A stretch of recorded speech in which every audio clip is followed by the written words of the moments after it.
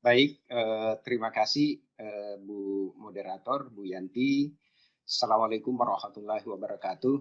Waalaikumsalam. Warahmatullahi wabarakatuh. Alhamdulillah wa syukurillah wa la haula wa la quwata illa billahil azim. Puji syukur kita panjatkan kehadirat Allah Subhanahu wa taala. Alhamdulillah pada hari ini kita bisa bertemu walaupun dalam daring untuk berdiskusi atau sharing tentang pendalaman mengenai sistem penjaminan mutu internal pendidikan tinggi. Ya.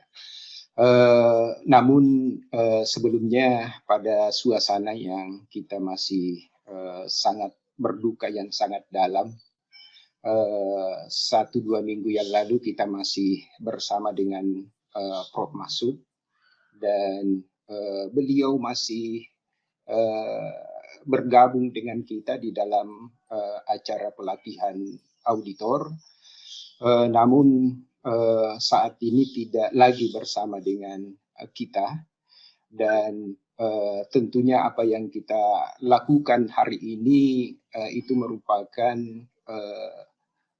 perjuangan ya yang kita lanjutkan dari apa yang dicanangkan oleh almarhum sebelumnya ya. Nah, semoga kegiatan kita ini bermanfaat dan tentunya bisa memberikan nilai ibadah kepada almarhum ya.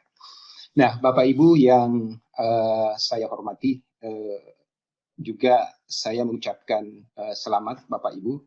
Selamat datang, selamat bergabung sebagai auditor audit mutu internal Universitas Muslim Indonesia tahun ini yang baru bergabung pada tahun ini, dan bagi Bapak Ibu auditor yang sudah bergabung beberapa kali dalam pelaksanaan audit mutu internal, juga kita ucapkan selamat bergabung kembali. Nah, materi kita hari ini, Bapak Ibu, bukan menggurui, tetapi ini hanya sekedar sharing. Kenapa demikian? Karena sistem penjaminan mutu internal ini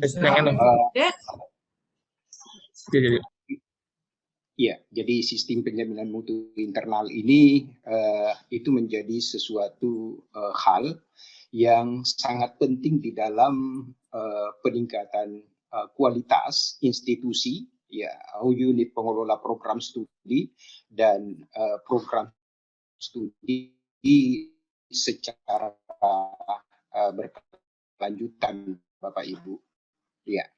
Dan insya Allah akan kita laksanakan minggu depan mulai hari Senin, yaitu audit mutu internal. Itu merupakan salah satu bagian di dalam implementasi sistem penjaminan mutu internal pendidikan tinggi. Nah, baik, mengawali presentasi kita hari ini, saya ingin flashback kembali ya tentang napaktilas sistem pendidikan tinggi di Indonesia. Ya. Nah, bagi Bapak Ibu barangkali yang angkatan 85 ke bawah di perguruan tinggi itu masih merasakan betapa sulitnya sistem pendidikan pada saat itu, di mana model pendidikan yang diterapkan di pendidikan tinggi itu belum menggunakan sistem SKS, tetapi itu masih menggunakan sistem tingkat seperti di high school atau di SMA. Ya, apa yang terjadi pada saat itu?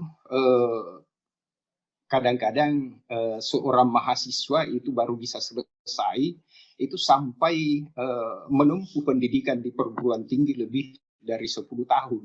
Nah, kenapa demikian? Karena sistem pendidikan pada saat itu, kalau ada satu mata kuliah yang diambil pada semester tersebut tidak lulus, maka itu tinggal kelas atau tinggal tingkat.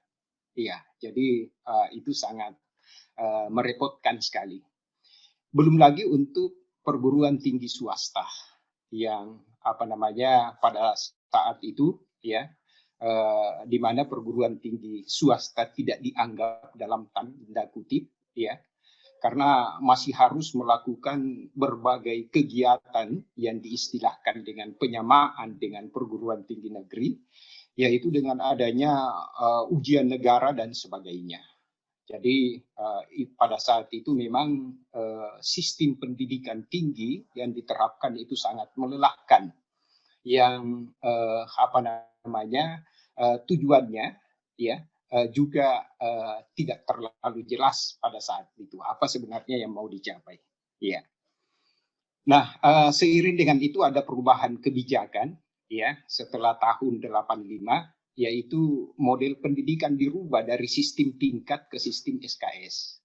Nah, itu sudah mulai lega dan sangat menyenangkan bagi perguruan tinggi negeri, tetapi belum menyenangkan bagi perguruan tinggi swasta. Ya. Nah, kenapa demikian? Karena sebelum tahun 98 antara tahun 85 sampai 98, kendali pemerintah itu masih sangat-sangat besar sekali. Ya, terbukti misalnya untuk perguruan tinggi swasta itu kita harus masih perlu lagi menempuh ujian negara seperti pada sistem sebelumnya. Perlu ada pengesahan ijazah, bahkan ada ijazah yang dikeluarkan oleh pemerintah. Jadi pada saat itu perguruan tinggi swasta itu mengeluarkan 2 ijazah. Ada yang disebut dengan ijazah internal, kemudian ada ijazah negara. Ya. Nah, ini kadang-kadang ijazah internalnya sudah diperoleh 2 tahun yang lalu, tetapi karena masih harus menempuh ujian negara, ada yang baru memperoleh ijazah negara dan itu diakui kelulusannya itu setelah 3 tahun, 4 tahun lulus internal. Ya, jadi ini sangat-sangat merepotkan sistem pendidikan saat itu. Nah, untungnya pada tahun 98 itu terjadi gerakan reformasi, ya, di mana reformasi ini itu hampir menyentuh semua sektor, termasuk pada sektor pendidikan tinggi. Nah, disinilah sebenarnya mulai dominasi peran pemerintah mulai dideregulasi. Artinya pada regulasi yang dibuat atau peraturan yang dibuat itu sudah mengarah pada penegakan tentang otonomi perguruan tinggi. Ya, jadi ini hikmah dari gerakan reformasi yang dilakukan pada tahun 98. Nah, untuk menindaklanjuti itu maka kita lihat pemerintah menetapkan undang-undang. Jadi ini undang-undang pertama yang yang dibuat setelah reformasi, yaitu Undang-Undang Nomor 20 Tahun 2003 ya tentang Sistem Pendidikan Nasional. Di mana intinya pada peraturan ini kalau kita dalami itu adalah penegakan tentang otonomi perguruan tinggi. Jadi pada saat itu perguruan tinggi diberikan kewenangan penuh untuk mengelola pendidikan tingginya atau perguruan tingginya pada saat itu. Nah, apa yang terjadi Bapak Ibu pada saat itu? Ya, karena itu diberikan kewenangan penuh oleh perguruan tinggi di dalam mengelola pendidikan tinggi, maka saat itu terjadi kegamangan oleh mahasiswa dan pengguna lulusan. Ya, kenapa? Karena diberikan kewenangan penuh dalam pengelolaan pendidikan tinggi, maka banyak perguruan tinggi di mana pengelolaannya itu mahasiswanya tidak kuliah itu tiba-tiba lulus. Ya. Jadi itu yang terjadi pada saat itu. Nah, oleh karena itu maka disitulah mulai dilakukan pembenahan bahwa penyerahan pengelolaan pendidikan tinggi kepada perguruan tinggi ya secara otonomi penuh ya tanpa ada pengawasan dari pemerintah itu juga memberikan dampak yang kurang bagus. Maka disitulah dimulai dilakukan penataan yang dilakukan pada saat itu. Ya, ujian negaranya betul sudah tidak ada, ya. ijazah PTS yang dibuat oleh negara itu juga sudah tidak ada, statutanya itu sudah dibuat sendiri, ya. Namun pemerintah perlu menetapkan rujukan di dalam pengelolaan pendidikan tinggi tersebut, ya. Jadi disitulah dimulainya pembenahan tentang sistem pendidikan tinggi di Indonesia. Nah, gagasan ini Bapak Ibu ketika ide ini mulai dilaksanakan, yaitu dengan diterbitkannya buku yang berjudul Pedoman Penjaminan Mutu atau Quality Assurance Perguruan Tinggi. Ini bukunya banyak sekali, lebih 20 buku ini. Ya. Nah, ini juga perguruan tinggi bingung bagaimana mau melaksanakan pedoman-pedoman yang sudah ditetapkan dari pemerintah ini.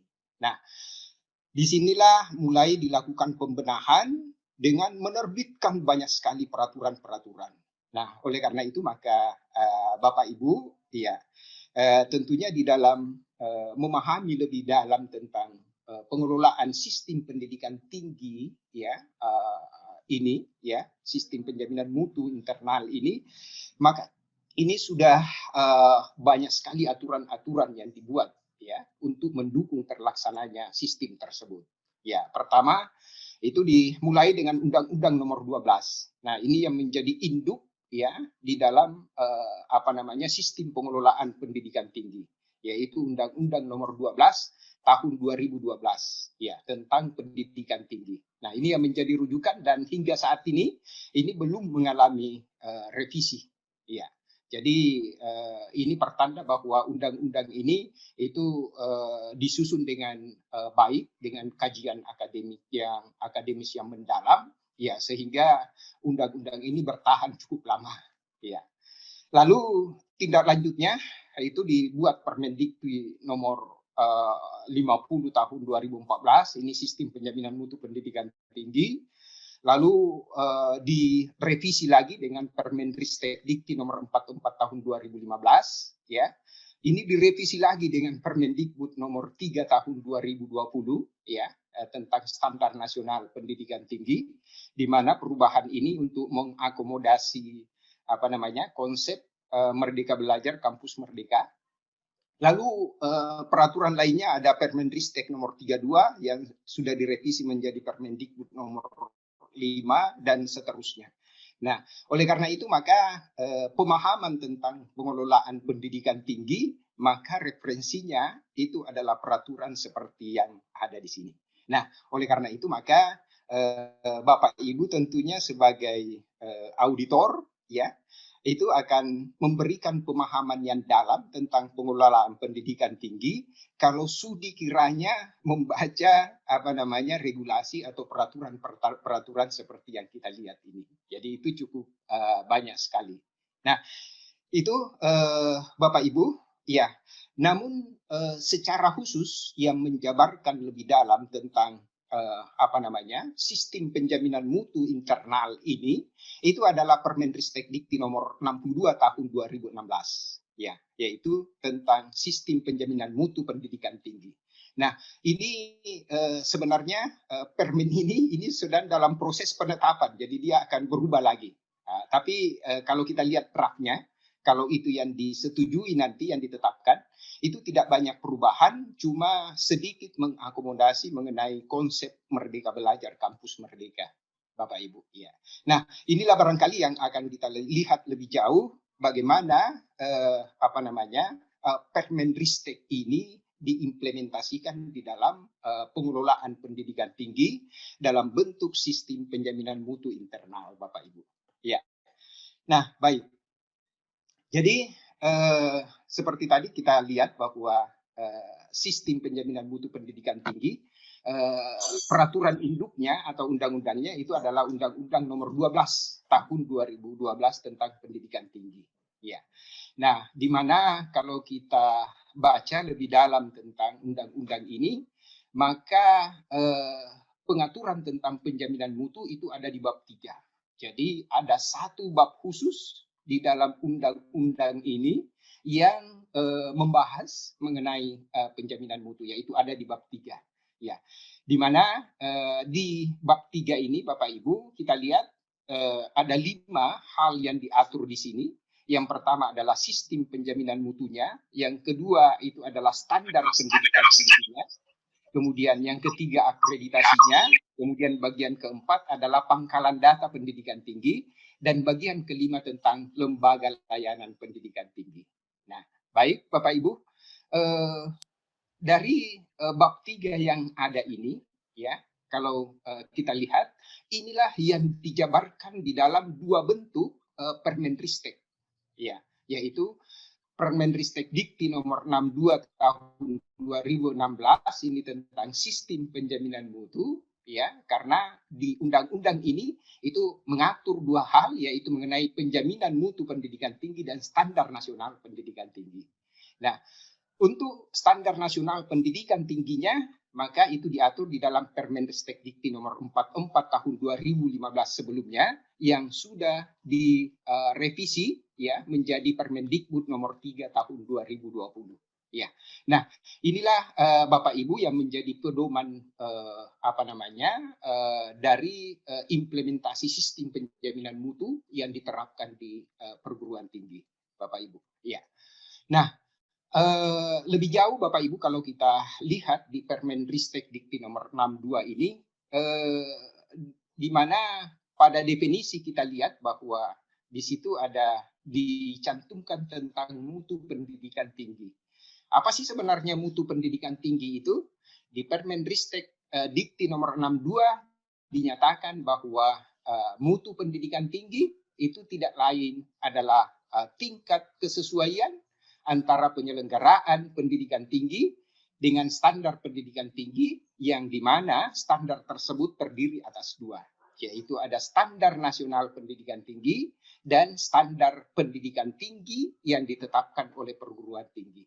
Ya, jadi Bapak Ibu, kalau kita berbicara tentang mutu, maka itu kita tidak terlepas melihat mengenai bagaimana tingkat kesesuaiannya antara penyelenggaraan pendidikan tinggi ya dengan standar pendidikan tinggi, baik itu standar nasional maupun itu standar yang ditetapkan oleh perguruan tinggi. Kita tidak bisa berbicara lebih jauh tentang mutu pendidikan tinggi kalau belum disusun atau belum menetapkan tentang standar pendidikan tinggi tersebut dari perguruan tinggi masing-masing. Ya. Nah, lebih jauh Bapak Ibu, kita lihat di situ juga ada sistem penjaminan mutu pendidikan tinggi. Yang mana yang dimaksud dengan sistem penjaminan mutu pendidikan tinggi? Itu tidak lain adalah sistem ya dalam bentuk kegiatan yang sistemik untuk meningkatkan pendidikan tinggi secara berencana dan berkelanjutan. So we have 2 key words ya. Jadi ada 2 kata kunci di dalam sistem penjaminan mutu internal ini, yaitu apa? Kegiatannya harus sistemik, harus terencana dan berkelanjutan. Ya.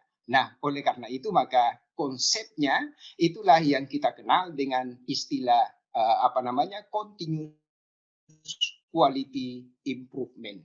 Ya. Jadi sistem penjaminan mutu pendidikan tinggi ya itu mengacu pada konsep continuous quality improvement. Ya.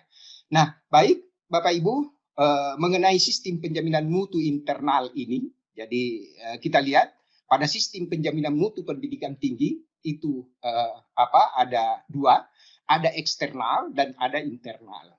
Nah, untuk sistem penjaminan mutu internal itu dikelola sistem penjaminan mutunya secara otonom oleh institusi yang bersangkutan atau institusi pendidikan tinggi tersebut. Artinya apa? Di dalam pengelolaan ini, maka bentuk kegiatan dan implementasi yang dilakukan di dalam sistem penjaminan mutu internal itu dilakukan secara mandiri. Nah, itulah sebabnya Bapak Ibu, kalau kita melihat audit mutu internal yang kita laksanakan, kenapa kita tidak menggunakan saja auditor dari luar misalnya, ya, dari perguruan tinggi yang lain, ya. Karena kalau itu dilakukan, maka sistemnya itu tidak dilakukan secara otonom. Nah, itulah sebabnya maka audit mutu internal yang kita lakukan, itu kita lakukan secara otonom dengan dilaksanakan oleh auditor kita sendiri. Nah, ini Bapak Ibu terkait dengan pelaksanaan audit mutu internal. Nah, sedangkan di Permenristek masih di pasal 1, ya juga dinyatakan di situ bahwa untuk sistem penjaminan mutu eksternal itu inilah yang dilakukan oleh institusi di luar, ya, atau organisasi di luar. Nah, ini tentunya dilakukan dalam bentuk akreditasi, ya, untuk menentukan kelayakan dan tingkat pencapaian mutu program studi dan perguruan tinggi Bapak Ibu. Ya. Nah, itu sistem penjaminan mutu internal. Nah, satu lagi yang diatur di dalam Permenristek Dikti nomor 62 ini adalah pangkalan data pendidikan tinggi yang kita kenal dengan PDDikti. Kalau dulu biasa disebut dengan PDPT, ya. Ya, jadi ada perubahan nama, ya Bapak Ibu. Itu sekarang disebut dengan PDDikti.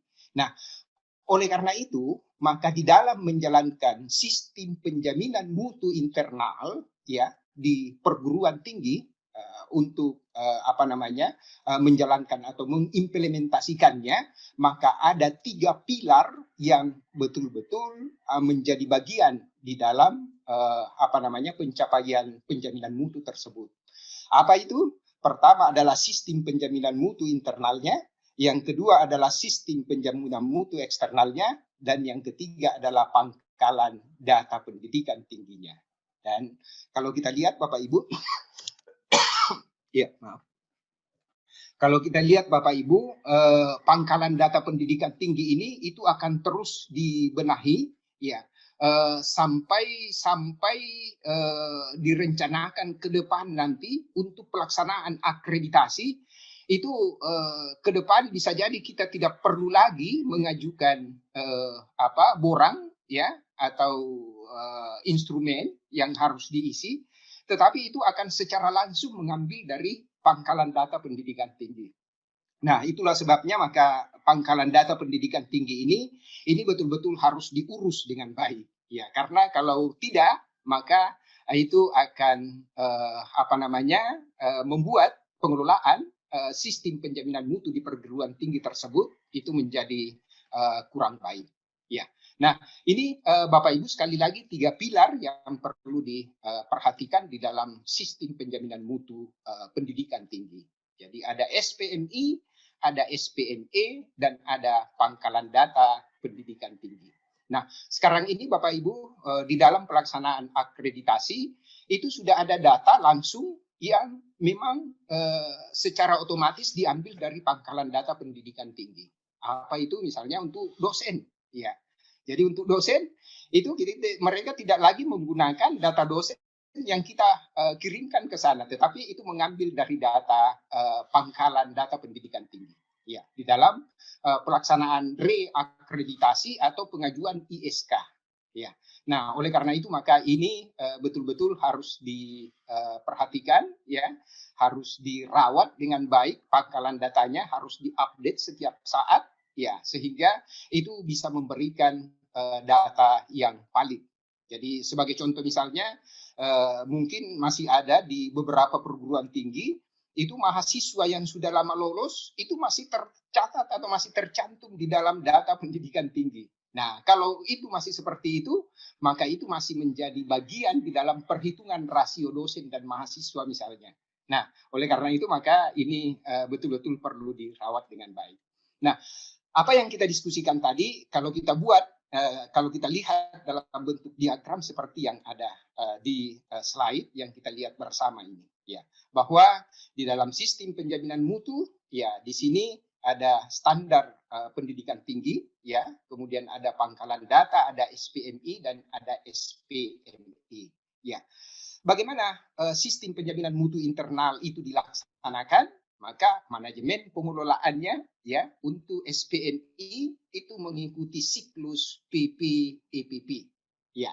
Jadi di situ ada penetapan standar, kemudian ada pelaksanaan standar, kemudian ada evaluasi pelaksanaan standar, kemudian ada pengendalian pelaksanaan standar, dan ada peningkatan standar. Ya. Sedangkan di sistem penjaminan mutu eksternal atau akreditasi itu ada 3 yang di dalam mekanisme ya yang dilibatkan, yaitu ada EPP. Jadi ada evaluasi, kemudian ada penetapan, dan ada pemantauan. Nah, ini hati-hati Bapak Ibu. Jadi kalaupun kita lihat di Perban yang baru ya, bahwa pelaksanaan akreditasi itu akan dilakukan secara otomatis, tetapi ketika ada hal-hal yang mencurigakan, terjadi penurunan kualitas, maka P-nya itu akan jalan. Nah, kalau di LAM PTKes, Dr. Nas, saya kira itu pemantauan itu akan jalan yang tergantung dari nilai akreditasi yang diperoleh oleh program studi tersebut. Ya, kalau akreditasinya C, maka pemantauannya yang disebut dengan istilah surveillance, ya, itu dilaksanakan 1 tahun. Kalau akreditasinya C itu 2 tahun. Kalau akreditasinya A itu 3 tahun atau 4 tahun ya, setelah memperoleh nilai akreditasi tersebut. Ya, nah ini yang Bapak Ibu di dalam sistem penjaminan mutu pendidikan tinggi. Nah, ini semua tidak lain arahnya atau muaranya adalah untuk mencapai budaya mutu ya di perguruan tinggi tersebut. Ya, jadi semoga upaya-upaya yang kita laksanakan dengan memperhatikan ketiga pilar ini, maka akan kita bisa dapatkan hasil ya, di mana di dalam perguruan tinggi kita akan tercipta budaya mutu. Dalam budaya mutu ini ya, yang menjadi bagian yang perlu diperhatikan, yaitu pola pikirnya, pola sikapnya, pola perilakunya, itu semua berdasarkan pada standar pendidikan tinggi yang sudah ditetapkan. Nah, ini Bapak Ibu sharing mengenai bagaimana sistem penjaminan mutu ini bisa menciptakan atau bisa menciptakan budaya mutu ya di perguruan tinggi tersebut dalam 3 hal. Nah, selanjutnya kita lihat bagaimana aras implementasinya dari sistem penjaminan mutu internal ini. Ya, jadi Bapak Ibu kalau kita lihat di Permendristek nomor 62 ini, maka aras implementasinya ya itu bisa kita lihat. Jadi ini tergantung dari jenis institusinya atau kategori institusinya. Kalau itu berupa universitas atau institut, ini biasanya ditandai dengan banyak program studi ya. Maka aras implementasinya itu dari universitas, kemudian ke fakultas, kemudian ke unit pengelola dan program studi. Ya. Kalau sekolah tinggi itu karena program studinya biasanya tidak banyak, itu biasanya tidak unit pengelola program studinya itu langsung ditangani oleh sekolah tingginya, iya, atau direkturnya. Begitu juga untuk politeknik, itu aras implementasinya itu ke unit pengelola. Nah, itulah sebabnya kita di Universitas Muslim Indonesia, di UMI ini, maka aras implementasi yang kita terapkan itu adalah universitas ke unit pengelola program studi, ya. Jadi di sini fakultasnya itu adalah unit pengelola program studi, kemudian ke program studinya, ya. Nah, bagaimana membenahi ini? Kalau kita lihat, ya itu modelnya, model organisasinya itu bisa macam-macam. Bisa membentuk unit khusus SPMI, ya, bisa mengintegrasikan implementasi SPMI itu ke dalam manajemen perguruan tinggi, bisa mengkombinasikan antara keduanya.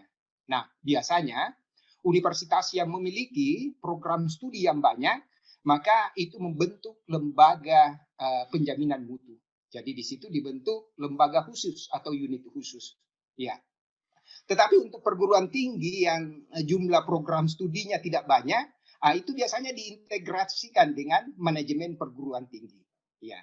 Jadi implementasi sistem penjaminan mutunya itu terintegrasi dengan manajemen universitas. Jadi tidak perlu membentuk suatu lembaga khusus ya atau unit khusus mengenai sistem penjaminan mutu internal.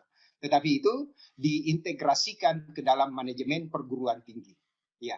Nah, bisa juga mengkombinasikan. Jadi kalau bentuk kombinasinya ini ya, misalnya kalau terlalu berat misalnya pembiayaannya di tingkat program studi, itu mungkin bisa pelaksanaan atau implementasi SPMI-nya itu mungkin bisa langsung diintegrasikan dengan manajemen perguruan tinggi. Ya, tetapi kita di UMI untuk menjalankan sistem penjaminan mutu internal dengan baik ini, ya maka aras atau model organisasi yang kita gunakan itu di tingkat universitas ada LPM, kemudian di tingkat fakultas ada PSMF, kemudian di tingkat program studi ada unit satuan tugas penjaminan mutu program studi. Ya, nah itu Bapak Ibu tentang aras implementasinya.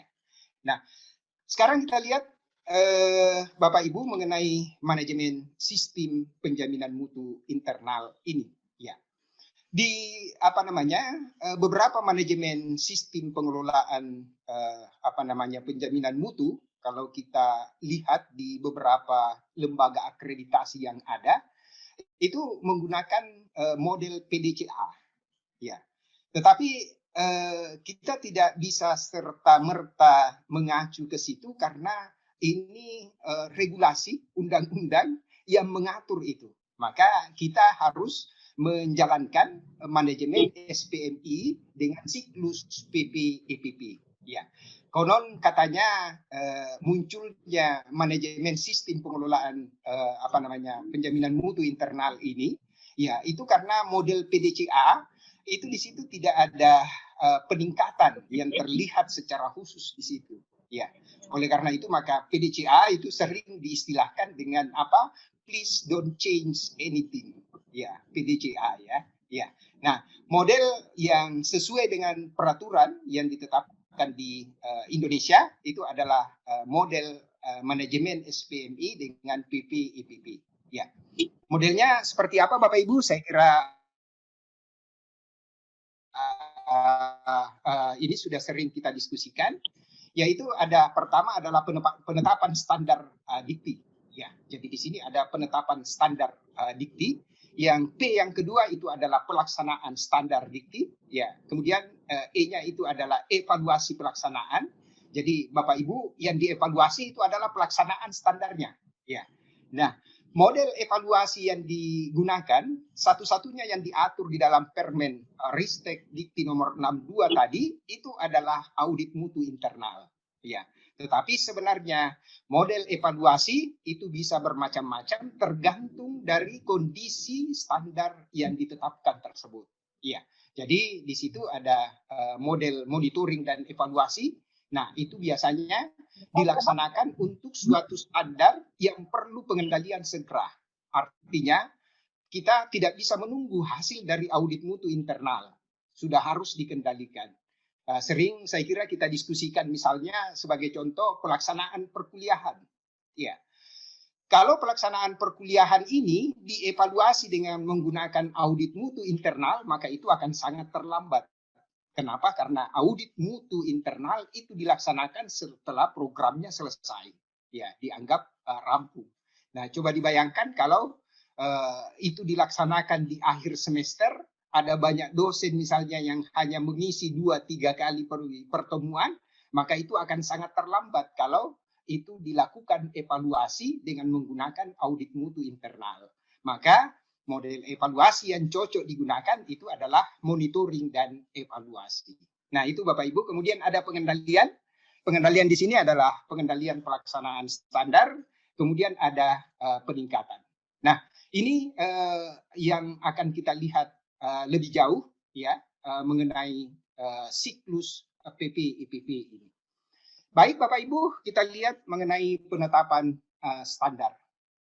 Jadi mengenai penetapan standar pendidikan tinggi ini, maka itu dikategorikan menjadi dua, yaitu ada standar pendidikan tinggi yang ditetapkan oleh perguruan tinggi, dan ada standar yang ditetapkan oleh pemerintah, dalam hal ini Kemendristek. Ya, itu yang dikenal dengan istilah SNDikti.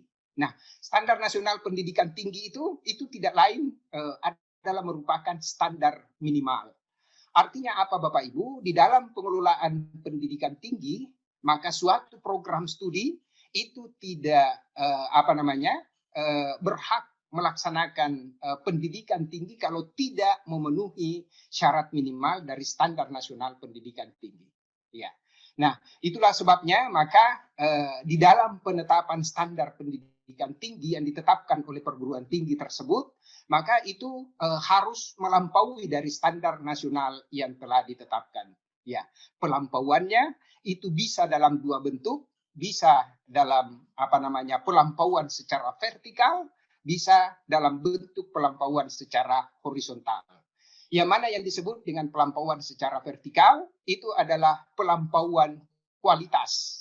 Ya, jadi kalau misalnya standar pendidikan tinggi, standar nasional pendidikan tinggi menetapkan bahwa jumlah dosen minimal dari suatu program studi itu adalah 5 dosen misalnya, lalu kita di program studi menetapkan misalnya minimal 10 dosen, ya maka itulah yang disebut dengan pelampauan secara vertikal. Ya, artinya apa? Standar tersebut sudah diatur dalam SNDikti. Ya, jadi secara kuantitas itu sudah diatur. Ya, namun kita melakukan pelampauan dalam bentuk kuantitas, dalam bentuk kualitas. Ya, jadi kualitasnya itu adalah melampaui kualitas dari apa yang ditetapkan di dalam SNDikti. Bisa juga dalam bentuk pelampauan secara horizontal. Ya, atau biasa juga disebut dengan pelampauan secara quantity. Ya. Jadi jumlah. Artinya apa ini? Kalau kita menetapkan suatu standar yang memang tidak diatur di dalam standar nasional pendidikan tinggi, maka itu juga merupakan suatu bentuk pelampauan dari standar yang ditetapkan oleh perguruan tinggi. Nah, sebagai contoh misalnya Bapak Ibu, kalau di standar nasional itu tidak mengatur sama sekali tentang visi misi. Ya, jadi di SNDikti itu tidak diatur mengenai standar visi misi.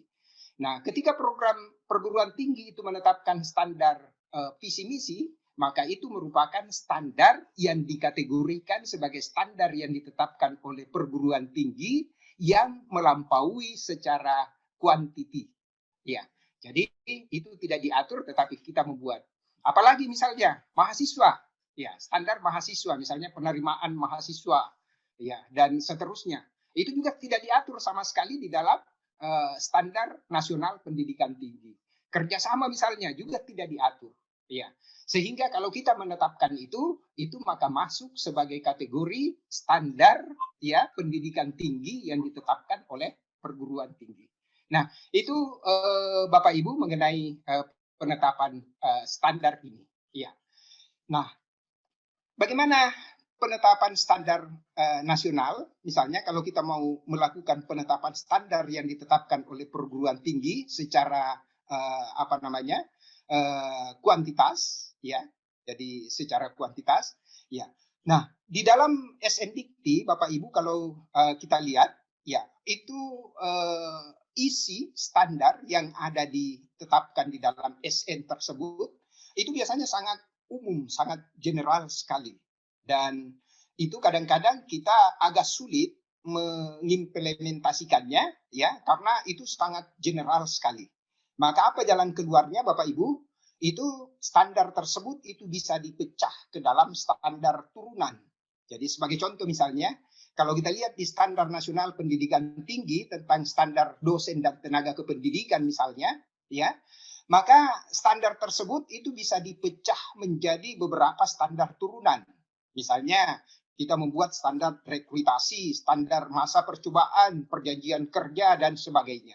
Nah, standar-standar ini adalah standar turunan, ya kita sebut sebagai standar turunan.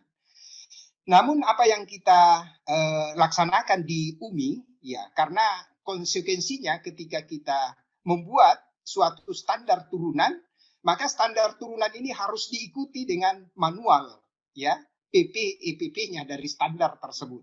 Ya. Nah, ketika itu dibuat dengan sangat banyak begini, maka setiap standar turunan ini juga harus mempunyai dokumen manual SPMI yang dalam bentuk PP EPP. Nah, sehingga apa yang kita ambil di UMI itu standar turunannya kita nyatakan dalam pernyataan isi standar. Ya. Nah, oleh karena itu Bapak Ibu, kalau kita lihat lebih jauh tentang penetapan standar yang dilakukan oleh unit pengelola program studi, ya, di mana mengacu pada standar yang disusun di LPM, ya, standar yang ditetapkan universitas, maka di situ kalau kita lihat misalnya di standar proses pembelajaran misalnya, di dalamnya terdapat beberapa pernyataan isi standar. Ya. Nah, ke depan mungkin kalau mau lebih spesifik lagi, pelaksanaannya bisa berjalan lebih terkontrol, lebih teratur, maka mungkin pernyataan isi standar ke depan itu dibuat dalam bentuk standar turunan. Ya. Nah, itu Bapak Ibu. Ya, jadi sekali lagi apa yang kita buat sekarang ini, ya, standar turunan ini itu kita masih nyatakan di dalam pernyataan isi standar. Ya. Nah, hal lain lagi yang perlu diperhatikan di dalam penetapan standar pendidikan tinggi ini bahwa setiap standar itu tidak berdiri sendiri. Ya. Dan setiap standar harus dapat diukur dari pemenuhannya. Nah, itulah sebabnya maka setiap standar itu punya indikator. Sebentar Bapak Ibu kita lihat bagaimana sistematika dari masing-masing dokumen ini. Ya. Nah, juga hal yang perlu diperhatikan itu adalah interaksi antara standar. Jadi jangan sampai ada standar misalnya yang tidak berinteraksi dengan standar yang lain. Kalau kita cermati lebih dalam tentang standar pendidikan tinggi, dalam standar nasional pendidikan tinggi ini Bapak Ibu, maka sebenarnya muara dari apa yang diharapkan di dalam penetapan standar itu tidak lain adalah pencapaian dari standar kompetensi lulusan, yaitu yang ada di dalam standar pendidikan. Ya, jadi di situ ada standar kompetensi lulusan. Nah, standar yang lain itu dibuat dan ditetapkan itu tidak lain adalah untuk mendukung ketercapaian akhir dari standar kompetensi lulusan tersebut. Nah, oleh karena itu maka di situ perlu ada interaksi antara satu standar dengan standar lainnya, saling bahu-membahu, bagaimana caranya supaya bisa mencapai standar kompetensi yang ditetapkan. Nah, itulah sebabnya Bapak Ibu kenapa di setiap unit pengelola program studi atau program studi itu perlu menetapkan standar masing-masing. Nah, kenapa demikian? Karena kita tahu bahwa standar kompetensi lulusan itu kan berbeda-beda antara satu program studi dengan program studi yang lain. Ya, di mana kita lihat kalau kita baca di SNDikti bahwa standar kompetensi lulusan itu dinyatakan dalam capaian pembelajaran lulusan. Nah, capaian pembelajaran lulusan itu dinyatakan dalam 4 ranah, ya, yaitu ada pendidikan, kemudian ada keterampilan khusus, ada keterampilan umum, dan ada sikap. Ya. Nah, itu Bapak Ibu, mungkin sikap dan keterampilan umumnya itu bisa sama antara satu program studi dengan program studi lainnya.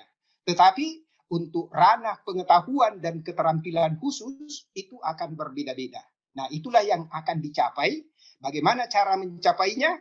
Itu tentunya ditunjang oleh masing-masing atau standar lain, ya, yang kita tetapkan, yaitu standar yang ditetapkan oleh perguruan tinggi, ya, dalam bentuk standar nasional dan standar yang ditetapkan oleh perguruan tinggi. Nah, itu Bapak Ibu sekedar gambaran mengenai bagaimana penetapan standarnya. Nah, bagaimana cara perumusan standar pendidikan tinggi, ya? Jadi di sini ada kata-kata yang sebaiknya dihindari misalnya, ya. Jadi kata-kata yang sulit diukur itu sebaiknya dihindari. Kenapa demikian? Karena ini akan dievaluasi dan indikatornya harus jelas. Ya. Jadi misalnya memahami, gimana mengukurnya memahami? merasakan misalnya, itu akan sulit ya. Tetapi kalau menetapkan, membuat, menyusun, merancang, itu adalah sesuatu yang dapat diukur. Nah, itulah sebabnya maka di dalam perumusan standar ya, sebaiknya menggunakan kata kerja yang dapat diukur. Nah, bagaimana rumusan standar? Jadi Bapak Ibu tentang pernyataan isi standar ini, itu kalau kita lihat dokumen standar SPMI, jadi sebentar kita jelaskan ada berapa dokumen yang perlu disiapkan di dalam sistem penjaminan mutu internal ini, Bapak Ibu, ya. Nah, di dokumen standar SPMI, maka rohnya di situ itu adalah pernyataan isi standar. Ya. Jadi sekali lagi Bapak Ibu, pada dokumen standar SPMI, roh dari dokumen tersebut, dokumen standar tersebut, itu adalah ada di pernyataan isi standar. Oleh karena itu maka pernyataan isi standar sedapat mungkin bisa dirumuskan dengan baik ya, sehingga nanti akan mudah dilaksanakan dan pengukurannya juga tidak menyulitkan. Ya. Nah, untuk itu maka ada dua model sebenarnya yang bisa digunakan, ya, yaitu ada rumusan formula ABCD, ya. Kemudian satunya lagi adalah formula KPI, Key Performance Indicator. Ya. Tetapi yang paling disarankan di dalam penyusunan pernyataan isi standar ini itu adalah formula ABCD. Ya.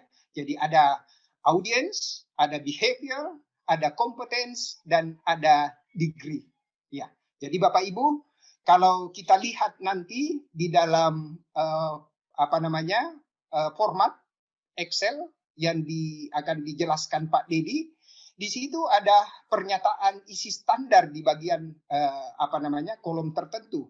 Ya, maka itu tidak lain adalah pernyataan isi standar yang ada di dalam dokumen standar SPMI yang sudah dibuat atau yang sudah ditetapkan oleh di program studi.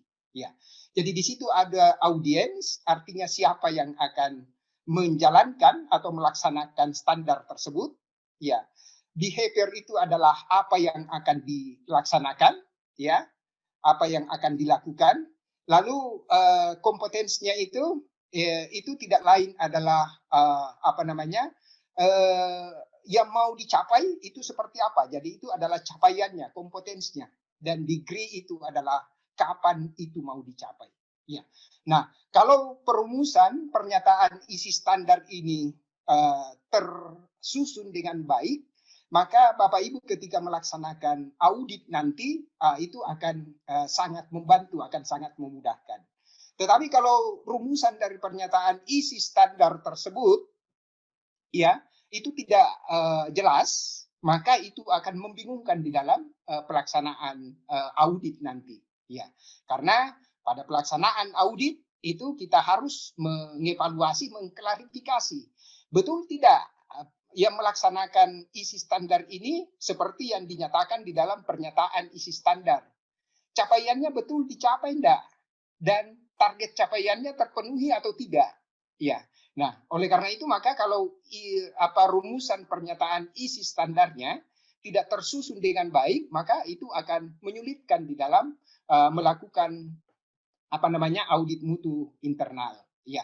Nah, oleh karena itu maka biasanya apa yang menjadi bantuan kita kalau mengalami hal yang seperti itu, pernyataan standar yang kurang jelas, maka itu biasanya kita melihat lebih dalam tentang indikator capaiannya. Ya, jadi di situ sudah ada ditetapkan capaian atau target yang sudah ditetapkan. Nah, ini Bapak Ibu mungkin sebagai contoh ya bagaimana perumusan dari pernyataan isi standar ini. Jadi sebagai contoh misalnya di sini pimpinan perguruan tinggi, dalam ini rektor ya, dekan atau ketua jurusan sesuai kewenangannya masing-masing harus melakukan rekrutasi, pembinaan dan pengembangan dosen tetap agar tercapai rasio dosen dan mahasiswa sebesar 1:5 pada tahun 2025 misalnya. Ya. Nah, di sini jelas siapa yang akan menjalankan standar tersebut. Itu adalah rektor, dekan, dan ketua program studi. Apa yang akan dilakukan? Yaitu melakukan rekrutasi, pembinaan, dan pengembangan dosen. Targetnya apa? Targetnya adalah 1:25. Kapan itu dicapai? Pada tahun yang ditentukan, misalnya tahun 2025. Ya. Jadi itu Bapak Ibu, kalau perumusannya itu sangat sistematis, itu akan mudah di dalam melakukan evaluasi. Ya. Nah, ini Bapak Ibu tentang perumusan isi pernyataan isi standar yang merupakan roh dari dokumen standar tersebut atau standar SPMI. Nah, ini pelaksanaannya, tahapannya Bapak Ibu. Jadi apa yang perlu dilakukan di awal itu adalah penetapan atau pembuatan dokumen kebijakan ya. Jadi ada kebijakan SPMI. Lalu yang kedua ada manual SPMI, kemudian ada standar SPMI, kemudian ada formulir SPMI. Ya. Nah, dokumen-dokumen tersebut itu dijalankan dalam bentuk penerapan SPMI, misalnya dengan membentuk lembaga seperti kita di UMI itu sudah ada. Lalu dijalankan dan dikendalikan. Ya, berdasarkan hasil evaluasi, kalau apa yang ditetapkan itu tercapai, maka kita melakukan peningkatan dan itu berjalan secara terus-menerus sesuai dengan siklus yang kita kenal dengan Kaizen SPMI. Ya. Nah, ini Bapak Ibu tentang dokumen SPMI yang mencakup 4 hal tadi. Jadi dokumen SPMI itu mencakup 4 dokumen.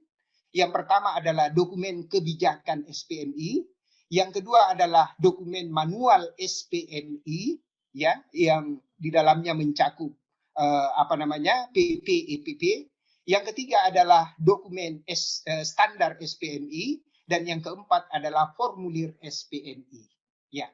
Nah, secara umum Bapak Ibu kalau kita lihat apa isi dari masing-masing dokumen tersebut, ya. Secara umum ya mencakup untuk kebijakan SPMI ada visi misi, ada latar belakang, ya, luas lingkup, daftar dan definisi istilah, kemudian garis-garis besar kebijakan dan informasi singkat dan seterusnya. Ini yang terdapat di dalam dokumen atau buku kebijakan SPMI. Apa yang menjadi roh dari dokumen kebijakan ini itu adalah di poin 5, yaitu garis-garis besar kebijakan SPMI pada perguruan tinggi yang mencakup tujuannya apa, prinsipnya dan asasnya yang digunakan, manajemennya seperti apa, kemudian unit dan pejabat penanggung jawabnya bagaimana, kemudian jumlah dan nama dari semua standar yang akan dilaksanakan oleh perguruan tinggi tersebut. Ya, jadi ini Bapak Ibu untuk dokumen kebijakan. Ya, jadi ini buku pertama atau dokumen pertama, yaitu kebijakan SPMI. Yang kedua itu adalah dokumen atau manual SPMI. Ya, jadi untuk manual ini Bapak Ibu itu dibuat untuk setiap siklus. Jadi PP EPP. Jadi ada manual untuk penetapan, ada manual pelaksanaannya, ada manual pengendaliannya, kemudian ada manual peningkatan standarnya. Nah, apa yang menjadi roh di dalam buku manual ini itu tidak lain adalah uraian tentang bagaimana dan bila mana pekerjaan itu harus dilaksanakan. Ya, mungkin Bapak Ibu bertanya manual ini apa bedanya dengan SOP misalnya yang sudah dimiliki oleh unit pengelola program studi atau program studi itu sendiri. Ya, jadi kalau manual ini SPMI ya, itu berbicara tentang mekanisme secara umum. Nah, oleh karena itu maka di dalam manual SPMI ini masih ditunjang lagi dengan dokumen SOP. Ya, jadi pada manual SPMI ini itu tidak secara detail dicantumkan tentang mekanismenya, tetapi itu mencakup bagian-bagian yang lebih umum, namun untuk penjelasan lebih jauh di dalam implementasi atau pelaksanaan dari manual itu dibuat dalam bentuk SOP. Nah, jadi di sini manual biasanya masih di-support lagi, masih ditunjang lagi dengan dokumen SOP Bapak Ibu. Ya. Nah, kemudian selanjutnya ada dokumen standar. Nah, ini tadi yang kita banyak diskusikan sebelumnya. Ya, jadi ini paling tidak mencakup 7 hal. Ada definisi istilah, ada rasionalisasi dari standar, ada pernyataan isi standar, ada strategi pencapaian, dan ada indikator dan seterusnya. Ya. Nah, kalau kita lihat, kalau kita cermati dari dokumen standar SPMI ini, yang mana yang menjadi roh itu adalah pernyataan isi standarnya. Ya, jadi itu pernyataan isi standarnya, ya, yang tadi bisa diformulasi dengan menggunakan 2 cara, bisa menggunakan formulasi ABCD atau menggunakan formulasi Key Performance Indicator atau KPI. Ya, nah itu apa namanya? Yang paling disarankan itu menggunakan formula ABCD. Ya, nah tapi juga di dalam dokumen standar ini, ya, di apa matriks nanti di sheet yang akan dijelaskan Pak Dedi, di situ ada strategi, ya. Jadi ada strategi pelaksanaan dari pernyataan isi standar. Nah, sebenarnya itu diambil dari dokumen standar ini. Kenapa? Karena pada dokumen standar ini, pada buku standar ini, itu di dalamnya termuat tentang strategi pencapaian dari standar tersebut. Ya. Nah, begitu juga dengan indikator pencapaian dari standar SPMI. Jadi pada sheet tersebut juga itu mengambil dari apa yang dibuat di dalam dokumen atau buku standar SPMI. Ya. Nah, itu Bapak Ibu. Kemudian untuk formulirnya, ya. Nah, untuk formulir ini memang ada banyak, ya, akan tergantung daripada apa standar yang ditetapkan. Nah, tujuannya formulir ini adalah untuk apa? Untuk merekam, ya, masing-masing standar. Ya. Nah, dari situ akan terlihat, ya, apakah standar yang ditetapkan itu sudah terlaksana atau tidak. Nah, berdasarkan formulir tersebut, maka kalau itu dievaluasi, dikelola, itu akan didapatkan indikator-indikator yang sudah ditetapkan. Jadi berdasarkan formulir itu kalau dievaluasi, maka kita akan bisa dapatkan apakah standar yang ditetapkan itu tercapai atau tidak. Ya, nah itu bisa dilihat dari formulir yang sudah diisi, ya, berdasarkan implementasi yang dilakukan. Ya, nah itulah sebabnya maka apa namanya formulir ini sangat penting sekali, karena dari formulir itulah, ya, juga kita bisa segera melakukan pengendalian. Nah, salah satu contoh misalnya Bapak Ibu, formulir yang dimaksud misalnya pada standar proses pembelajaran. Nah, pada standar proses pembelajaran salah satu bagian, ya, yang diatur di situ adalah mengenai apa kehadiran dosen misalnya. Ya. Maka kita membuat formulir dalam bentuk absensi kehadiran dosen misalnya, atau berita acara. Ya kan gitu ya. Nah, berita acara itu adalah salah satu bentuk dari formulir SPMI untuk standar proses pembelajaran. Ya. Nah, itulah yang diisi. Nah, lalu itu dilihat di akhir nanti, itu akan terlihat, ya, dievaluasi berapa rata-rata misalnya kehadirannya dosen, itu akan terlihat, atau kehadirannya dosen tertentu berapa. Ya. Nah, pada minggu ketiga misalnya itu karena sudah diisi setiap minggu, oh ini ternyata masih ada dosen yang tidak masuk, maka itu harus segera dilakukan pengendalian. Nah, itu barangkali Bapak Ibu. Nah, mengenai model penjilidan dari dokumen SPMI, ini ada 2 alternatif yang bisa dipakai, ya. Jadi ketika Bapak Ibu turun misalnya melakukan audit, ya, sudah pasti Bapak Ibu auditor akan mengecek tentang dokumen SPMI-nya yang dimiliki oleh unit pengelola program studi atau program studi. Ya. Nah, modelnya itu kemungkinan ada 2 yang digunakan oleh program studi. Ada model yang di mana itu bukunya dibuat masing-masing. Jadi ada buku kebijakan khusus sendiri, ada buku manual sendiri, ada buku standar sendiri, dan ada buku formulir sendiri. Ya. Nah, itu Bapak Ibu, di mana buku manual itu mencakup 5 hal di dalamnya. Ada manual penetapan sampai manual peningkatan. Nah, alternatif yang kedua itu mungkin program studi memilih dengan model dokumen seperti ini. Ya, jadi cuma dibuat dalam setiap buku. Jadi kalau ada 30 standar misalnya, maka di situ ada 30 buku. Iya, ada 30 buku SPMI yang ada, yang dibuat berdasarkan standarnya masing-masing.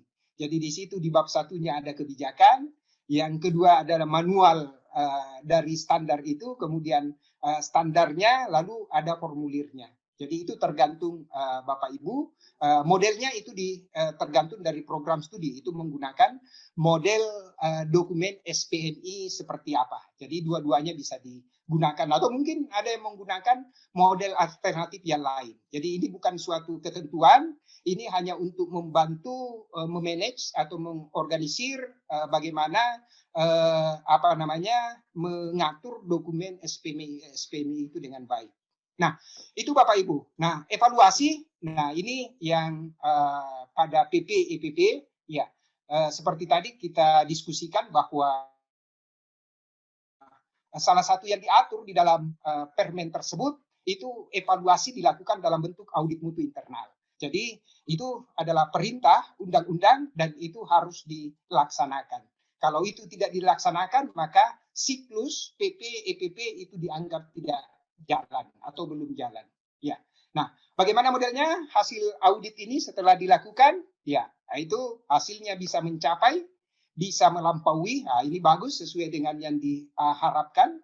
Itu bisa belum mencapai, bahkan bisa menyimpang. Ya, jadi seperti itu, Bapak Ibu. Ya.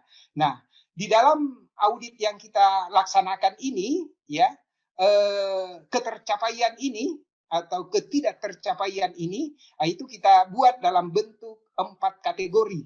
Ya, pasti ada kategori ketidaksesuaian minor, ada kategori ketidaksesuaian mayor. Ya. Nah, itu Bapak Ibu tentang bagaimana penetapan dalam hasil audit yang dilakukan. Iya.